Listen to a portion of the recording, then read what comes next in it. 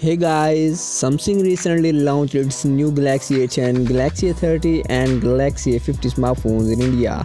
According to recent reports, the company is expected to launch a new A-series smartphone every month. The company now seems to be getting ready to launch its Galaxy A40, which was recently spotted on the company's German website. According to rumors, the upcoming Galaxy A40 smartphone will be priced at €249 and the launch date of the device still remains a mystery.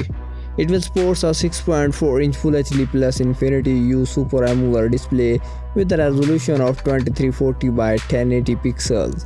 It will be powered by the company's own Exynos 7904 processor paired with a Mali G71 MP2 GPU. It will come with a 4GB of RAM along with a 64GB of internal storage, expandable up to 512GB via microSD card slot.